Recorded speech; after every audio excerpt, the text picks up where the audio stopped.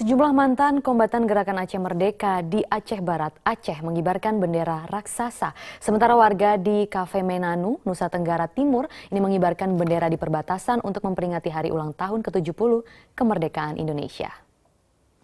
Warga desa Nainaban, Kefamenanu, Nusa Tenggara Timur memperingati hari ulang tahun ke-70 kemerdekaan Indonesia dengan cara mengibarkan bendera di sebuah bukit di perbatasan Indonesia Timor Leste. Menurut warga, pengibaran bendera ini adalah ungkapan kecintaan warga perbatasan kepada negara Indonesia. Warga juga berharap pemerintah segera menyelesaikan segala persoalan di wilayah perbatasan.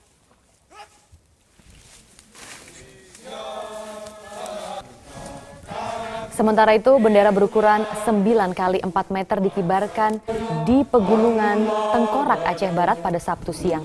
Kawasan ini dipilih karena merupakan kawasan bersejarah bagi TNI dan GAM di masa lalu. Selain dihadiri oleh sejumlah mantan kombatan GAM, acara pengibaran bendera ini juga dihadiri oleh tokoh masyarakat dan personel TNI Polri. Pengibaran bendera raksasa ini adalah salah satu rangkaian peringatan hari ulang tahun ke-70 kemerdekaan Indonesia.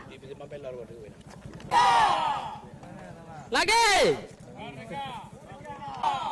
Lagi!